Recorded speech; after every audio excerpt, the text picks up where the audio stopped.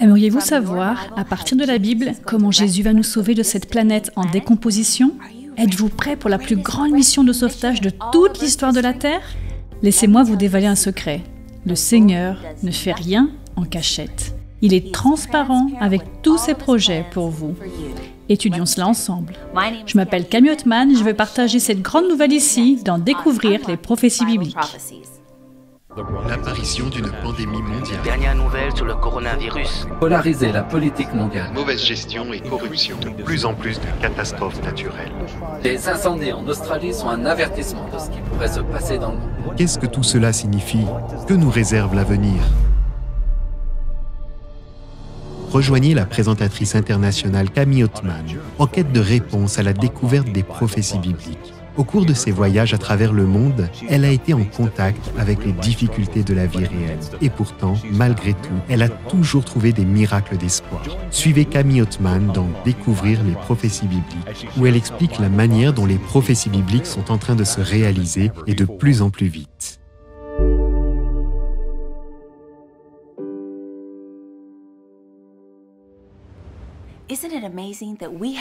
N'est-ce pas incroyable que nous soyons ensemble depuis déjà 8 épisodes? C'est la première fois que vous nous regardez? Si c'est le cas, faites-le nous savoir en cliquant sur le lien. Vous pouvez également trouver tous nos épisodes archivés sur le site awr.org/bible, ainsi que certaines ressources supplémentaires. Hier soir, nous avons étudié la vérité sur la mort. J'aime la clarté de la Bible. N'est-ce pas rassurant et réconfortant quand Jésus nous dit 50 fois que la mort est simplement un sommeil momentané jusqu'à ce qu'il nous réveille le matin de la résurrection? Saviez-vous que tout le ciel est en train d'orchestrer votre sauvetage en ce moment? Que Jésus, le roi de l'univers, prépare et personnalise votre foyer céleste en ce moment même? Ce soir, nous allons examiner cette vérité. Restez avec moi et vous serez ravis d'en savoir plus sur le plan de Dieu pour vous. Maintenant, venez avec moi sur le continent africain, où j'ai rencontré Assad, face à face, dans un pays inconnu. Il est l'un de nos fidèles animateurs de radio, et son histoire aide à introduire notre sujet de ce soir, le sauvetage. Mais d'abord, prions ensemble, mes amis. Cher Père Céleste, Seigneur, merci beaucoup de nous avoir réunis à nouveau ce soir afin d'étudier le moment le plus impressionnant de toute l'histoire. Seigneur, nous attendons avec impatience ton retour et nous savons qu'il arrivera bientôt. Nous voyons les signes, nous entendons les avertissements dans la Bible et tout est en train de se produire et nous voulons être prêts, Seigneur. Nous voulons donc savoir la vérité sur ton retour, ta deuxième venue, afin que nous soyons prêts.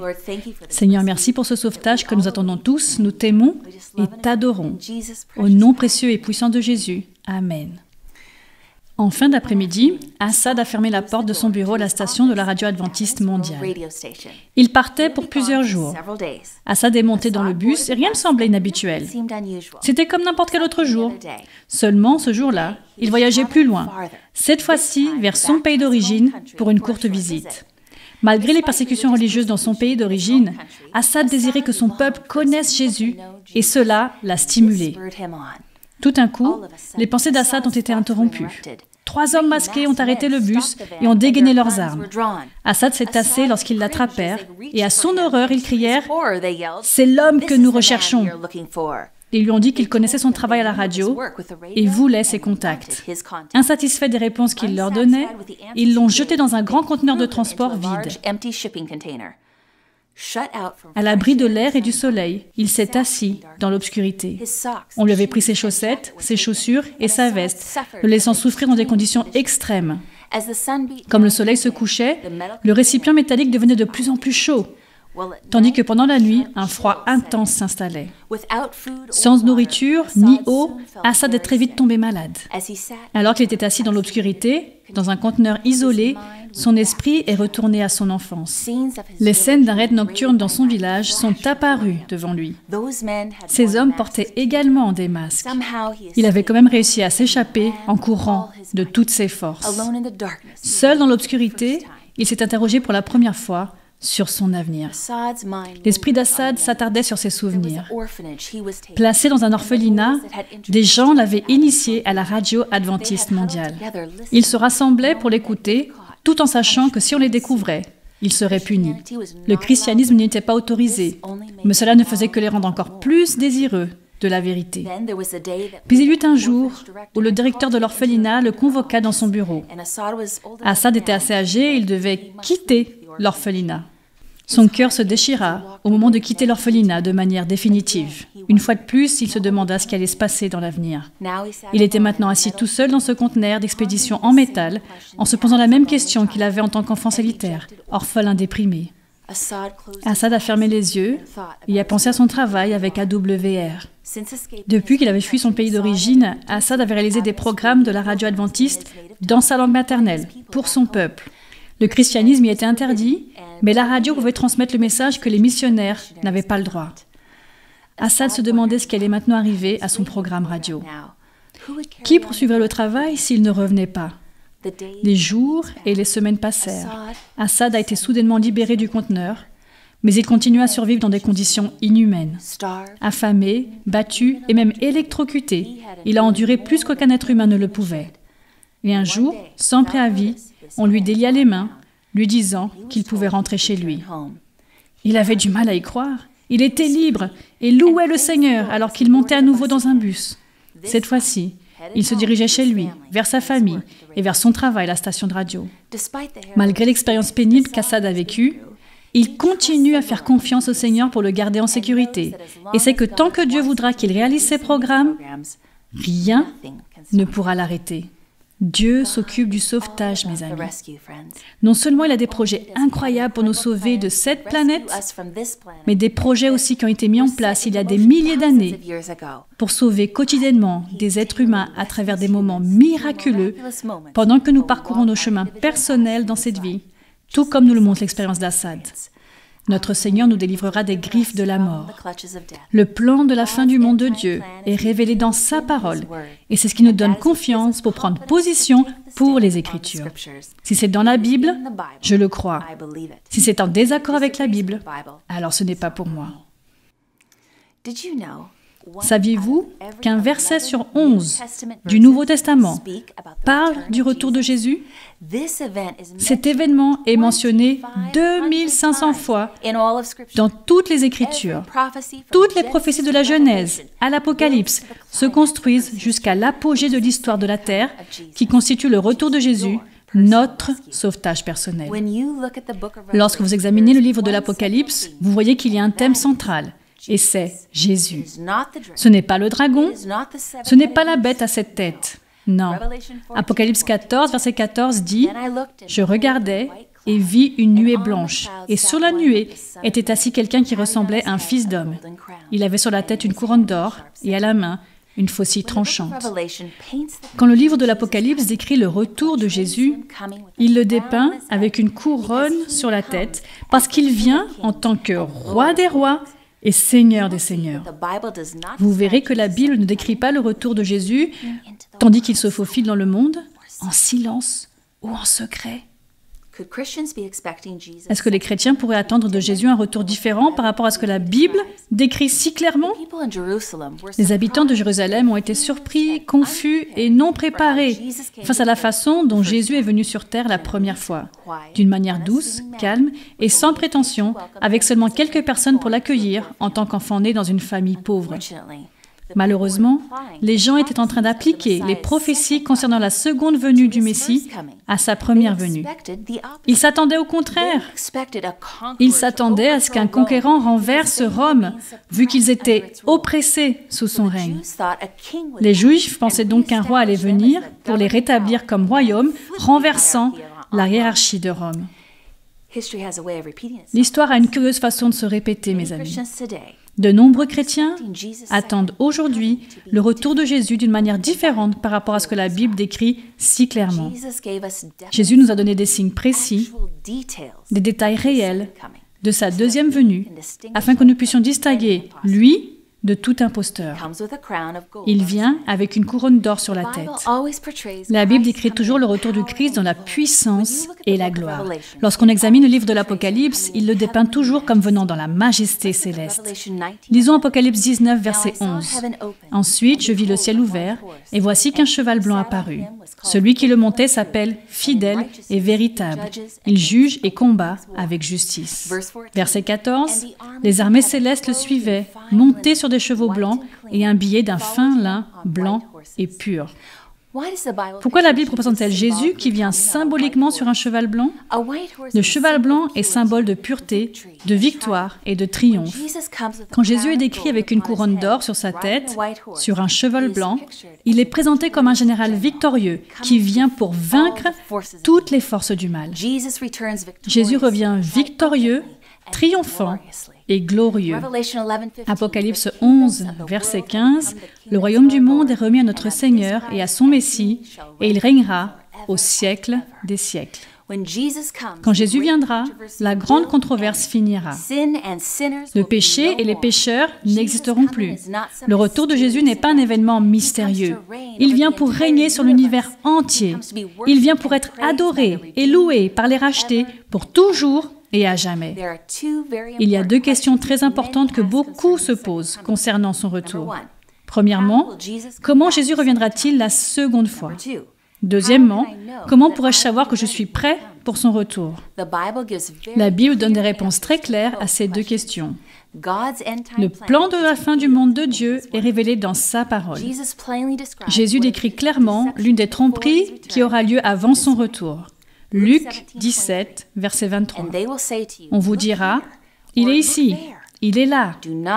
N'y allez pas, n'y courez pas. » En d'autres termes, si quelqu'un dit « Hey, Jésus est en réunion secrète en ce moment avec quelques privilégiés à Tokyo ou à New York, ou dans une chambre secrète du temple avec un groupe religieux particulier, oui, en ce moment même il rassemble une masse d'adeptes dans le désert ou n'importe où sur terre, nous pouvons savoir qu'il s'agit d'un imposteur et ces affirmations sont fausses.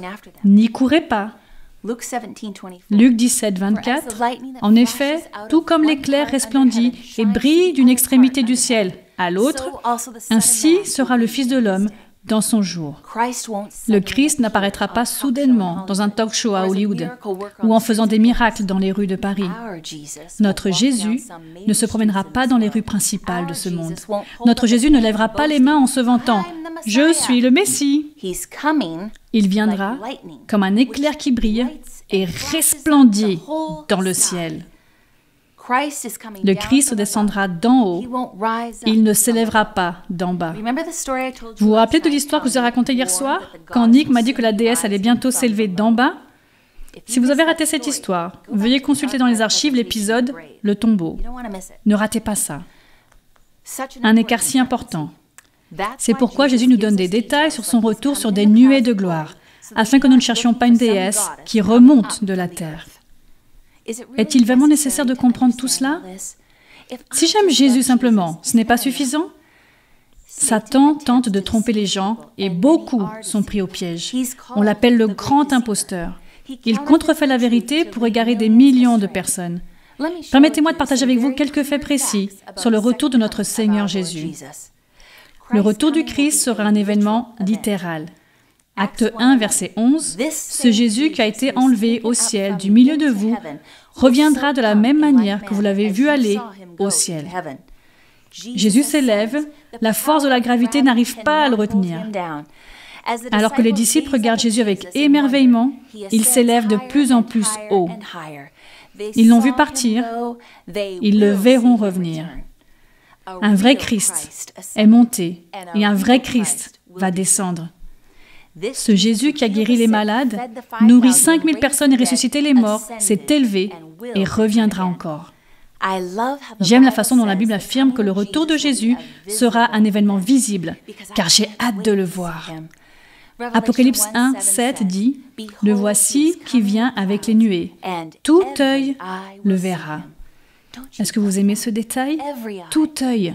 Ce texte souligne à nouveau comment Jésus ne viendra pas en secret, seulement devant un petit nombre d'élus. Le voici qui vient avec les nuées. Tout œil le verra. Cet événement est littéral et visible. Le retour du Christ sera également un événement audible. Thessaloniciens 4, verset 16. En effet, le Seigneur lui-même a un signal donné à la voix d'un archange et au son de la trompette de Dieu, descendra du ciel, et ceux qui sont morts en Christ ressusciteront d'abord. Pouvez-vous l'imaginer? Entendre la voix de Dieu qui se répand dans l'univers. Le son de la trompette qui annonce son retour, ce n'est pas un secret. Il ne viendra pas dans le calme ou en cachette. Le signal donné de Dieu va réveiller tous ceux qui sont morts en Christ. Sa voix va percer leur tombeau et ils s'éveilleront face à leur roi conquérant qui est venu les sauver.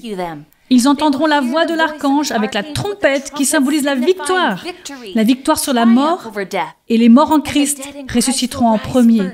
C'est le moment incroyable où chaque corps recevra l'immortalité, c'est-à-dire que nous vivrons pour toujours dans la perfection.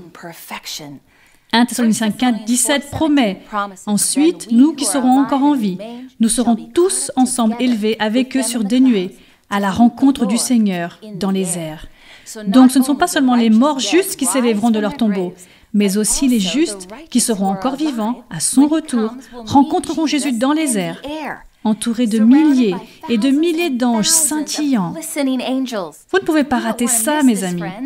Si nous prenions le temps de réfléchir à un tel moment, alors toute épreuve que nous vivons sur cette terre vaut la peine d'être vécue. Car non seulement Jésus nous permettra de faire face à cette épreuve, mais il nous promet une récompense si incroyable. Il faut l'accepter. Il nous la donne gratuitement. Mais est-ce que Jésus viendra vivre sur la terre à ce moment-là? Non. L'Écriture nous dit que nous le rencontrerons dans les airs. Ne jouons pas avec les Écritures. Nous ne le rencontrerons pas sur la terre. Ses pieds ne toucheront pas le sol. Nous le rencontrerons dans les airs. Ce seul point permet d'éclaircir toute question sur les imposteurs qui se promènent sur cette terre. Matthieu 24, verset 26. « Si donc on vous dit, le voici, il est dans le désert, n'y allez pas. » Supposons qu'un de vos amis vienne vous voir pour vous dire qu'il a vu Jésus prêcher les belles vérités bibliques avec puissance, qu'il fait descendre le feu du ciel, qu'il guérit les malades et bénit les enfants, qu'il lit les pensées des gens et arrête les guerres. Que direz-vous à votre ami? Parce que maintenant vous savez vous-même ce que disent les Écritures. Vous devez immédiatement lui dire que c'est un imposteur. La Bible dit de ne pas y aller, car lorsque le vrai Christ reviendra, il y aura un spectacle de lumière éblouissant dans le ciel, avec 10 000 fois 10 000 anges, comme indiqué dans Matthieu 24, verset 27. En effet, tout comme l'éclair part de l'Est et apparaît jusqu'à l'Ouest, ainsi sera le retour du Fils de l'homme. Le retour du Christ sera un événement glorieux. Seul le Christ peut donner la vie. Lui seul peut ressusciter les morts. Le vrai Christ nous accueillera dans le ciel pour voyager avec lui, au-delà de la lune, au-delà des étoiles, au-delà du soleil, à la salle du trône de Dieu dans l'univers. Et nous serons toujours là avec lui. Matthieu 24, 30. Alors le signe du Fils de l'homme apparaîtra dans le ciel. Tous les peuples de la terre se lamenteront. Le retour du Christ est comme un éclair qui clignote de l'est à l'ouest. Il apparaîtra dans le ciel à toutes les tribus de la terre. Et Apocalypse 1, 7 nous dit que tout œil le verra. Voyez-vous, ce ne sont pas que les croyants qui le verront à son retour, mais aussi toutes les foules qui l'ont rejeté. C'est la première occasion pour le caractère de Dieu d'être justifié. Chaque personne verra et entendra l'accomplissement de la vérité exacte de la Bible sous leurs yeux. Quand Jésus reviendra, il y aura seulement deux catégories de personnes, les non-sauvés et les sauvés, les perdus et les rachetés. Il n'y a aucune seconde opportunité lors du retour du Christ. C'est le point culminant de l'histoire de la terre. Jésus s'assure de revenir littéralement, visiblement, distinctement et glorieusement. Il n'y a donc aucun doute sur ce qui se passera. L'univers entier sera témoin de l'événement décisif dans l'histoire de l'humanité. 1 Corinthiens 15, 51 et 52. « Voici, je vous dis un mystère. Nous ne mourrons pas tous, mais tous nous serons transformés en un instant, en un clin d'œil, au son de la dernière trompette.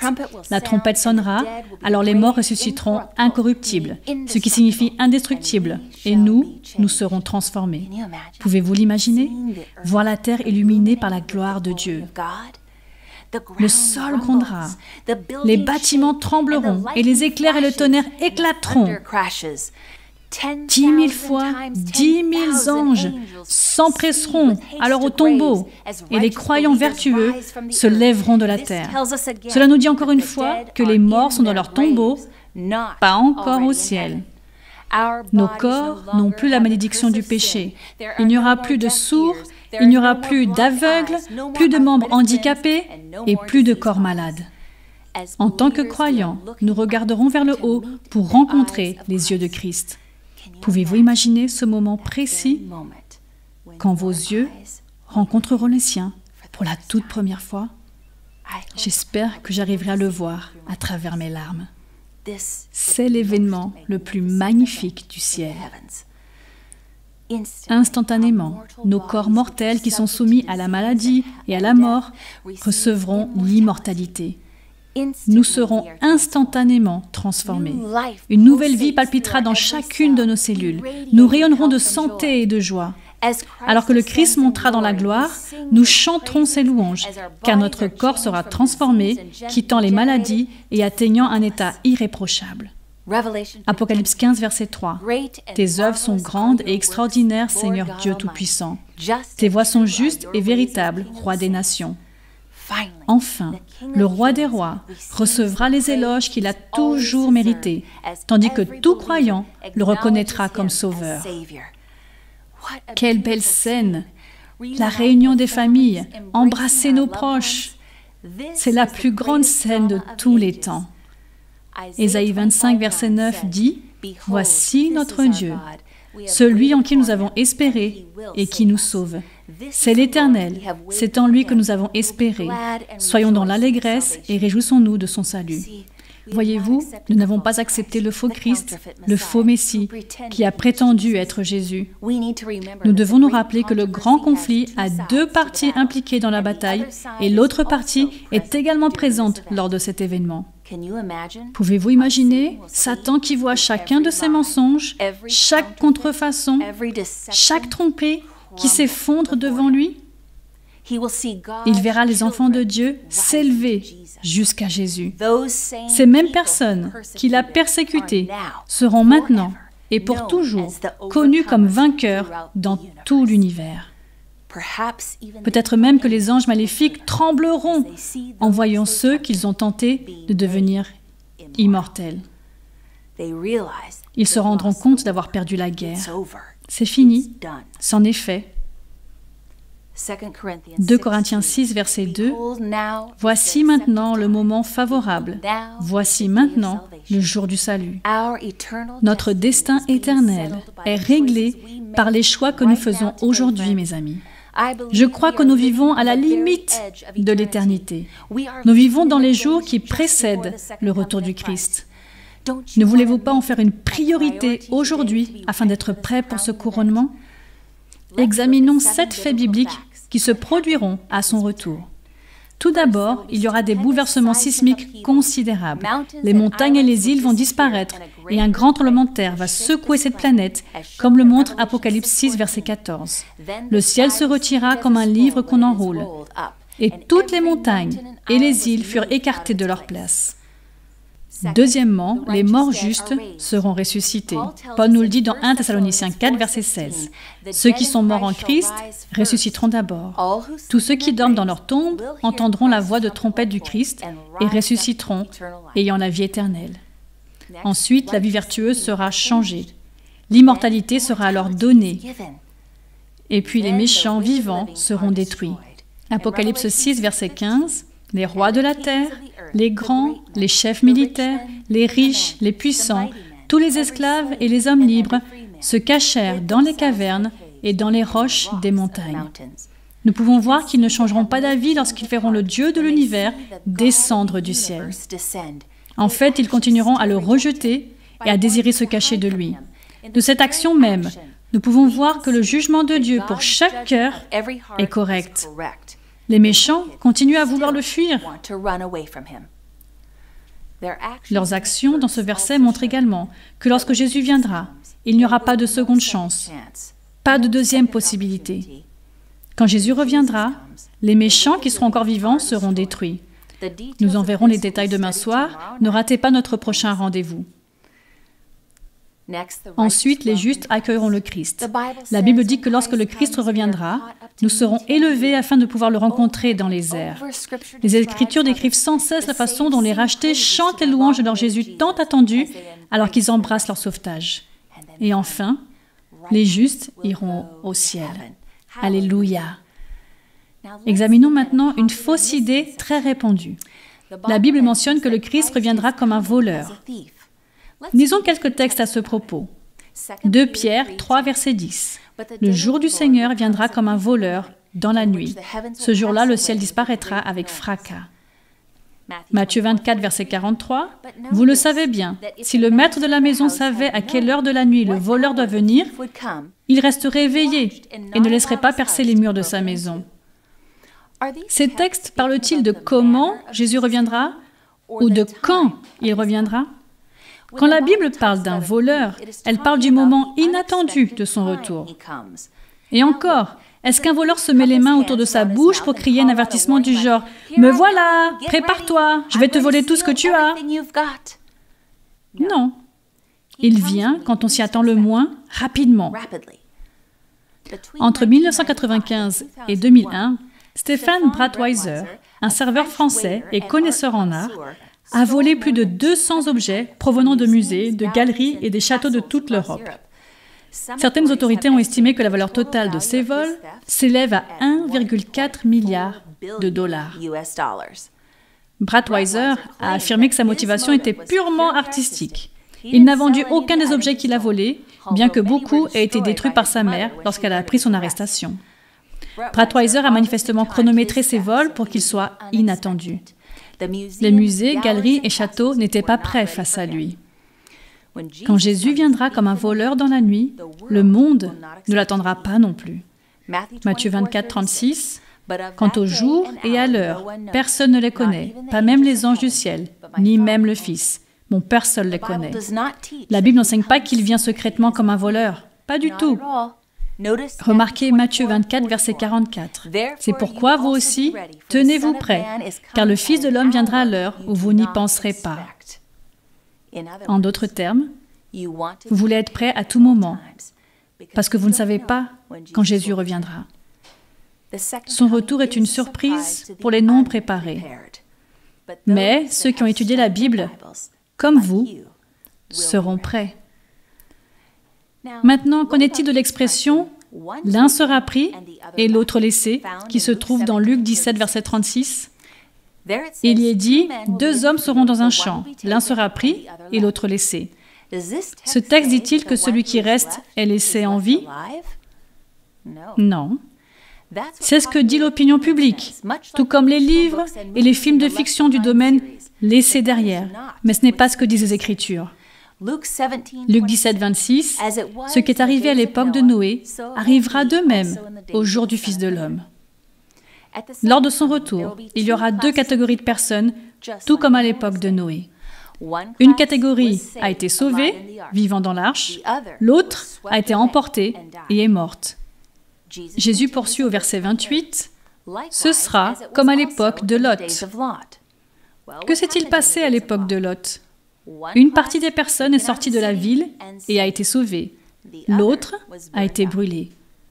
Il y aura deux catégories juste avant le retour de Jésus.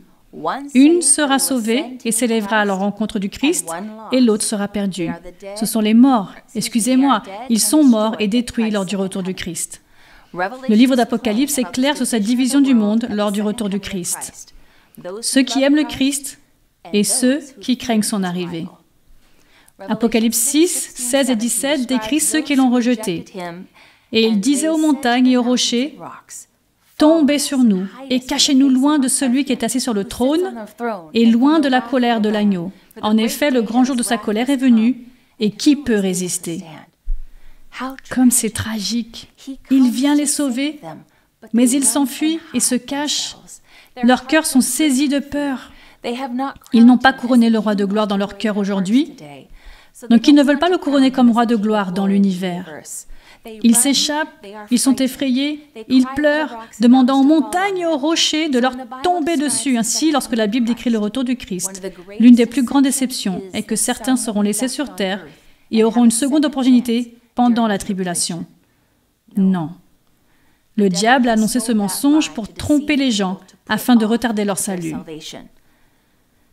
Ils pensent que l'on peut repousser son propre salut et que pendant la tribulation, on peut devenir sérieux.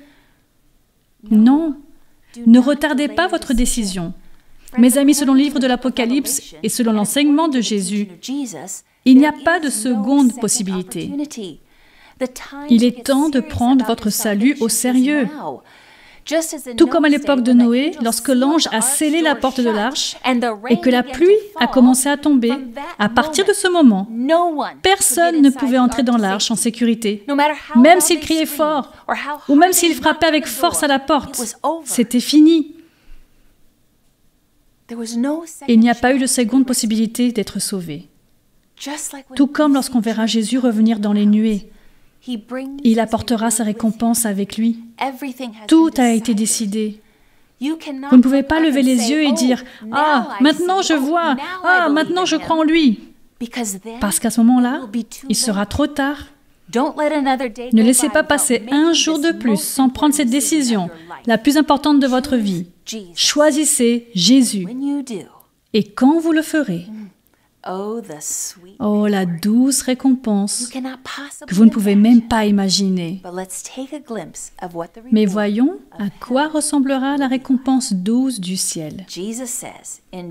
Jésus dit dans Jean 14, versets 2 et 3, « Je vais vous préparer une place. Et puisque je vais vous préparer une place, je reviendrai et je vous prendrai avec moi, afin que là où je suis, vous y soyez aussi. » Pouvez-vous le croire? Le roi de l'univers veut que vous soyez avec lui pour l'éternité. Il retient donc les vents de la lutte en ce moment, parce qu'il veut que nous tous ayons la possibilité de le choisir. Choisissez d'être prêts à son retour. Choisissez le ciel. Vous voyez, Jésus veut juste une âme de plus. Plus qu'une seule. Cela me rappelle l'histoire de Desmond Doss, la vraie, un adventiste du 7e jour qui a fait preuve d'audace pour Dieu dans ses convictions. Il était à Okinawa lors de la bataille la plus sanglante de la Seconde Guerre mondiale et il a sauvé 75 hommes sans tirer ni porter aucune arme. En tant que médecin de l'armée, il a, lui seul, évacué les blessés derrière les lignes ennemies. Il a bravé un barrage de tirs tout en s'occupant des soldats et a même été blessé par une grenade. Mais Dieu a préservé sa vie. Desmond a été fidèle à Dieu et a été un témoin devant le monde entier. Et Dieu l'a utilisé pour sauver tant d'autres personnes. À travers les âges, Dieu a eu des héros moraux, tout comme Desmond Doss. J'aime la prière de Desmond. Que nous aussi, nous prions, s'il te plaît Seigneur, permets-moi d'en amener encore un, plus qu'un seul pour le ciel. Parce que le ciel est le don ultime de Dieu. Et je voudrais, où que ce soit, être avec Jésus. Mais puisque Dieu nous a donné un aperçu du ciel, allons-y ensemble. Lorsque nous examinons des chapitres comme Apocalypse 21 et 22, on pourrait imaginer qu'après s'être levés pour rencontrer le Seigneur dans les airs, nous survolerons les planètes et nos yeux verront le ciel pour la toute première fois, avec ses 12 portes faites de perles gigantesques et ses 12 fondations, chacune faite de pierres précieuses. Nous verrons les rues d'or pur dont nous avons tant rêvé et nous les verrons avec nos propres yeux. Et nous serons enveloppés par la lumière de la gloire de Dieu. Les versets nous disent qu'il n'y aura pas besoin de soleil ou de lune, vu que partout où Dieu réside, il brille avec une luminosité comme le feu. Ensuite, nous courrons vers le fleuve de la vie, qui s'écoule du trône de Dieu, parce que nous verrons cet arbre tristement célèbre, cet arbre dont nous allons nous régaler, où nous recevrons l'immortalité, l'arbre de la vie qui produit 12 récoltes. Est-ce que nous n'arrivons pas à comprendre de prime abord? C'est à quel point la ville sainte sera immense. Elle sera parfaitement carrée, avec chaque mur de 375 miles. Et tout le monde s'y adaptera parfaitement. Dieu a si bien préparé chaque détail. Par exemple, nos nouveaux corps seront si beaux avec nos corps de chair et d'os immortels et parfaits, tout comme notre Créateur, notre Maître, notre Roi, Jésus. Et plus les jours passeront, plus il sera évident, vraiment évident, qu'il n'y a vraiment plus ni douleur, ni peur, ni larmes. Nous serons submergés par toute la joie qui est en nous, autour de nous, que nous partageons avec tous les croyants de tous les temps. Ensemble, côte à côte, nous louerons notre Créateur, notre Sauveur. Oh, les amis, pensez-y. Il ne s'agit pas de faire semblant d'y croire. Examinons ensemble quelques textes, afin que vous ayez toutes ces belles promesses et descriptions du ciel marquées dans votre Bible. Examinons-les ensemble. Il y aura vraiment des perles géantes. Écoutez ça. Apocalypse 21, verset 21. Les 12 portes étaient 12 perles. Chaque porte était faite d'une seule perle. La place de la ville était en or pur, comme du verre transparent. Saviez-vous que les perles sont le produit de la souffrance? Un objet minuscule et irritant se glisse dans la coquille d'une huître, et comme la petite créature souffre, elle transforme cet objet en un bijou brillant. Les portes sont en perles. Ton entrée, mon entrée. Dieu a pourvu à une souffrance personnelle infinie, comme pour le Christ, qui a tout réconcilié en lui. Apocalypse 21, versets 19 et 20. Les fondations de la muraille de la ville étaient ornées de pierres précieuses de toutes sortes. La première fondation était ornée de jaspe, la deuxième de saphir, la troisième de chalcédoine, la quatrième d'émeraude, la cinquième de sardoine, la sixième de carnoline, la septième de chrysolite, la huitième de béryl, la neuvième de topaze, la dixième de chrysoprase, la onzième d'hyacinthe, la douzième d'améthyste. Waouh! Dieu n'a utilisé que les merveilleux matériaux pour la construction de sa ville. Si l'on devait superposer chacune de ces pierres précieuses l'une sur l'autre, on obtiendrait le plus bel arc-en-ciel. Notre Créateur est un artiste, n'est-ce pas? Un arc-en-ciel de promesses représente la fondation de la ville sainte. Apocalypse 22, verset 5, « Il n'y aura plus de nuit, et ils n'auront plus besoin ni de lumière d'une lampe, ni de celle du soleil, parce que le Seigneur Dieu les éclairera, et ils régneront au siècle des siècles. » Apocalypse 22, versets 1 et 2, « Puis il me montra le fleuve d'eau de la vie, limpide comme du cristal, qui sortait du trône de Dieu et de l'agneau, au milieu de la place de la ville. Et entre les deux bras du fleuve se trouvait l'arbre de vie, qui produit 12 récoltes.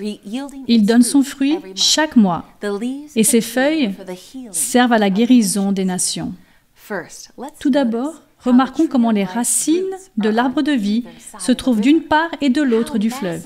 Comme cet arbre doit être massif, les feuilles et les fruits perpétuent l'immortalité, fournissent une jeunesse éternelle au peuple de Dieu. Genèse 3, verset 22, dit de prendre aussi du fruit de l'arbre de vie, d'en manger et de vivre éternellement. Dieu nous a conçus pour vivre pour toujours avec lui. La ville sainte est le rêve d'un architecte, comme elle est décrite dans Apocalypse 21, verset 16. La ville avait la forme d'un carré et sa longueur était égale à sa largeur. L'ange mesura la ville avec le roseau et trouva 2200 km, sa longueur, sa largeur et sa hauteur étaient égales. Les villes anciennes ont été mesurées par la circonférence extérieure de la muraille. Un furlong est un huitième de mile, ce qui signifie que la ville aura une circonférence de 1500 miles. Et comme elle est carrée, chaque muraille aura une longueur de 375 miles. Il s'agit d'un carré parfait. Il sera aussi long que large, mais remarquez que même la hauteur sera égale.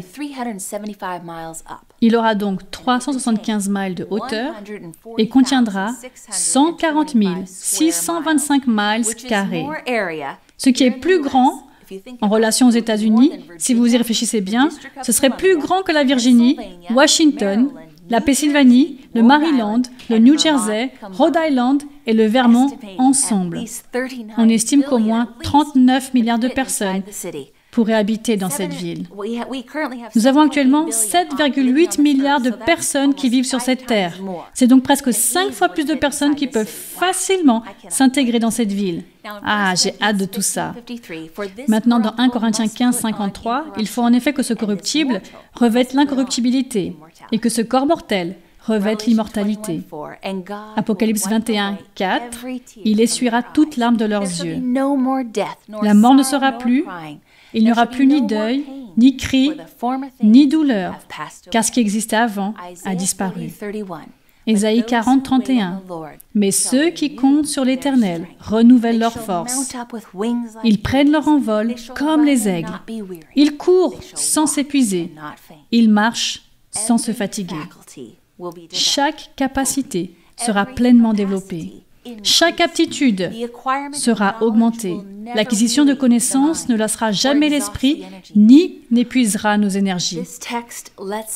Ce texte nous permet de découvrir que ce que nous savons sur le ciel n'est qu'un petit extrait. Comme le dit 1 Corinthiens 2, verset 9, « Mais comme il est écrit, ce que l'œil n'a pas vu, ce que l'oreille n'a pas entendu, ce qui n'est pas montré au corps de l'homme, Dieu l'a préparé pour ceux qui l'aiment. » Matthieu 8, verset 11, « Or je vous le déclare, beaucoup viendront de l'Est et de l'Ouest et seront à table avec Abraham, Isaac et Jacob dans le royaume des cieux. » Avez-vous bien compris? Nous allons nous asseoir avec les grands esprits des âges. Les héros de la foi de Dieu, à travers les âges, seront là. Les dignes de la Bible, dont nous avons seulement lu, mais jamais connu, ils seront là. Pensez à la façon dont cela va se passer. Peut-être qu'un jour tu seras en train de travailler dans ton beau jardin lorsque tu verras un homme marcher dans la rue, un homme qui ressemble à Adam. Il se dirigera vers toi et te dira « Bonjour, je suis Adam, je viens de voir tes jolies fraises. » Et vous vous assirez ensemble et vous commencerez à parler de la vie, à partager ensemble les joies de Jésus. Et peut-être qu'un jour tu rencontreras Moïse, le patriarche qui a reçu les 10 commandements, écrits par la main même de Dieu. Moïse partagera les détails de ce qu'il a vécu pour traverser la mer Rouge, suivi par les Égyptiens, et de la foi qu'il a fallu pour marcher dans l'eau. Il se souviendra de ce que c'était que diriger les enfants d'Israël pendant 40 ans dans le désert. Ensuite, tu verras peut-être Daniel jouer à la bagarre avec un lion. Tu iras à sa rencontre et vous deviendrez amis alors qu'il partage avec toi son expérience de la fosse au lion. Tu demanderas à Daniel, « Est-ce que tu as eu peur ?» Avec de larmes de joie, il répondra qu'il a eu confiance en Dieu. Mais surtout, le ciel est un lieu où louer ensemble Jésus, notre Christ, qui est mort pour nous, celui qui a eu des clous enfoncés dans ses mains pour nous, l'homme dont la tête a reçu une couronne d'épines pour nous, celui-là, le seul qui a versé son sang pour nous. Ésaïe 66, 23 dit « À chaque début de mois et à chaque sabbat, tout être vivant viendra se prosterner devant moi, dit l'Éternel. » Personnellement, j'ai hâte de vous entendre, mes amis. Parlez du jour où vous marcherez dans le temple céleste, quand Jésus se tiendra devant vous et vous sourira du plus beau sourire que vous n'ayez jamais vu. En te regardant, il te tendra les mains et te dira « Je veux me promener avec toi ?» Tu traverseras des champs de céréales et Jésus tiendra la main pour prendre un peu de ce grain et t'inviter à le goûter. Et ensemble, vous marcherez sur une colline et il te dira « Regarde ces fleurs, ne sont-elles pas magnifiques ? Il n'y a pas d'autres feuilles pareilles dans l'univers. Regarde les violettes, les roses, les rouges, les bleus. Il n'y a pas de champ comme celui-ci. J'ai fait ce bouquet tout particulièrement pour toi, et j'ai peint toute une colline avec ces couleurs. Et puis tout d'un coup, tu entendras un chœur d'anges, et Jésus dira, il chante ton hymne. Tu es si précieux pour moi, le plus précieux, et j'aurais traversé l'agonie, la douleur, la souffrance et l'obscurité de la croix, seulement pour ne sauver que toi. Il mettra sa main sur ton épaule et dira, je n'ai personne comme toi dans tout l'univers. Tu es un être spécial. Tu es une rareté. Tu es mon bien le plus précieux. Parce que si je te perdais, je ne pourrais jamais te remplacer.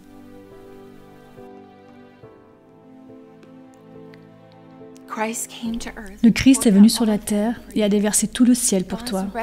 Le sauvetage de Dieu est bien plus étonnant que l'on ne pourra jamais le réaliser. Les plans de Dieu pour toi sont inimaginables. Y a-t-il quelque chose ou quelqu'un qui t'empêche d'être prêt pour le retour du Christ? En ce moment, Jésus se prépare afin que tu sois au ciel avec lui.